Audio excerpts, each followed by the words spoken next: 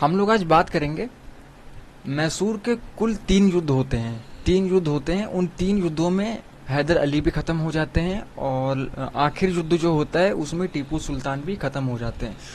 तो जब टीपू सुल्तान नहीं बचते हैं, ख़त्म हो जाते हैं या युद्ध में मार दिए जाते हैं और अंग्रेज जो होते हैं वो पूरी तरह से मैसूर के ऊपर कब्जा कर लेते हैं, उसके बाद में मैसूर का क्या होता है, आज हम लोग उस बारे में बात करेंगे कि आखिर टीपू सुल्तान के ना रहने के बाद में मैसूर का क्या हुआ।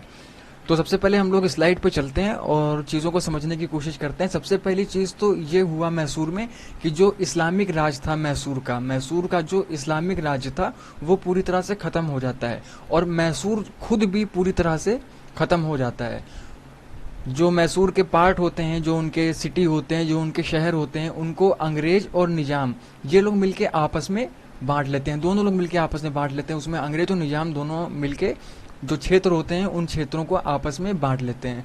और उसके बाद में जो टीपू सुल्तान की फैमिली के लोग होते हैं, जो उनके परिवार के लोग होते हैं, उनको वो लोग पेंशन दे करके वहाँ से वेलोर भेज देते हैं।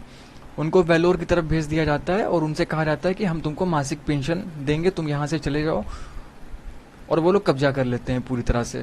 अब जो हिस्सों का बंटवारा होता है वो किस तरह से होता है, तो अंग्रेजों के हिस्से में आता है कोयम्बटूर, कनारा और श्रीरंगपट्टनम के कुछ हिस्से जो होते हैं वो अंग्रेजों के हिस्से में आते हैं। और निजामों के हिस्से में आते हैं गुटी, गुर्रमकोंडा और चित्तल दुर्ग के जो कुछ भाग होते हैं वो निजामों के अंडर आते हैं, यानी इन निजामों को वो क्षेत्र मिल जाते हैं। इसके साथ ही आप लोग को ये भी बताते चलूँ यहाँ पर कि जो निजाम होते हैं, निजामों ने इस लड़ाई में अंग्रेजों का पूरी तरह से साथ दिया था और मराठों ने भी पूरी तरह से निजाम के साथ मिलकर अंग्रेजों का साथ दिया था। तो जब क्षेत्र खत्म हो जाता है, उनकी परिवार के लोगों को वो लोग पेंशन भोगी बना के वहाँ से वेलोर भेज देते हैं। उसके बाद में जो हिस्से होते हैं उनके क्षेत्र के, उनको वो लोग आपस में बांट लेते हैं, जैसे कोयम्बटूर हो गया, कनारा हो गया और श्रीरंगपट्टनम के कुछ हिस्से जो होते हैं वो अंग्रेज अपने अंडर में ले लेते हैं। निजामों को मिलता है गुटी, गुर्रमकोंडा और चित्तल दुर्ग के कुछ भाग अंग्रेजों के हाथ में आते हैं। इसके साथ ही में वो लोग मराठों से कहते हैं कि हम तुमको सूंदा और हार पोने वल्ली देंगे, लेकिन मराठे जो होते हैं वो इसके लिए तैयार नहीं होते हैं और बाद में अंग्रेज और निजाम ये दोनों आपस में मिलकर जो क्षेत्र मराठों को देने के लिए वो लोग बोलते हैं उसको आपस में बांट लेते हैं।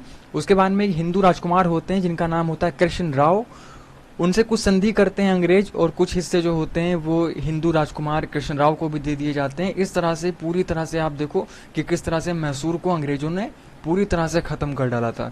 तो फिर से मैं चीज़ों को थोड़ा सा यहाँ पे रिपीट कर रहा हूँ ताकि आपको अच्छे से समझ में आ जाए। सबसे पहले बात तो टीपू के ना रहने के बाद में वहाँ पे इस्लामिक राज खत्म हो गया और मैसूर खुद भी पूरी तरह से ख़त्म हो गया। मैसूर को अंग्रेजों और निजामों ने आपस में बराबर बराबर बांट लिया। जो कोयम्बटूर था उनके मैसूर का क्षेत्र, कनारा था, श्रीरंगपट्टनम के कुछ हिस्से थे वो अंग्रेजों के भाग में आते हैं, यानी अंग्रेज उस पर कब्जा करते हैं। और निजामों के अंडर में गुटी, गुर्रमकोंडा, चित्तल दुर्ग के कुछ हिस्से आते हैं जिसपे निजाम लोग अपना कब्जा करते हैं। मराठों को साथ में एक प्रस्ताव दिया जाता है जिसमें कहा जाता है कि भैया हम सूंदा और हार पोने वल्ली जो क्षेत्र हैं वो हम मराठों तुम लोग को दे देंगे, लेकिन मराठे जो होते हैं वो इसके लिए तैयार नहीं होते हैं। उसके बाद में अंग्रेज और निजाम आपस में वो क्षेत्र जिसको मराठों को देना था उनको आपस में वो लोग आपस में बांट लेते हैं और कुछ हिस्सा जो बचता है वो वहाँ के हिंदू राजकुमार एक होते हैं कृष्ण राव, उनको दे दिया जाता है। उनके साथ में एक संधि कर ली जाती है।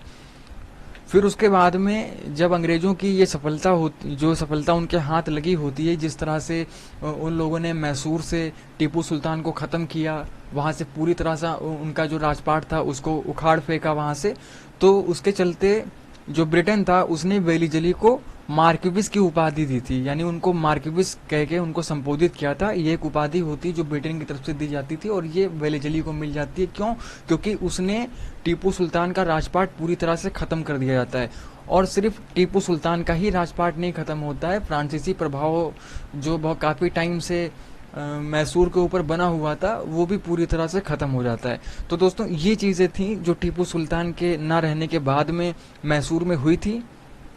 हम लोग मैसूर के जितने भी युद्ध हुए, तीनों युद्धों को हम लोग पूरी डिटेल से पढ़ेंगे। हैदर अली कौन थे और टीपू सुल्तान कौन थे, इनके बारे में हम लोग पूरी डिटेल से जानेंगे अगले वीडियो में।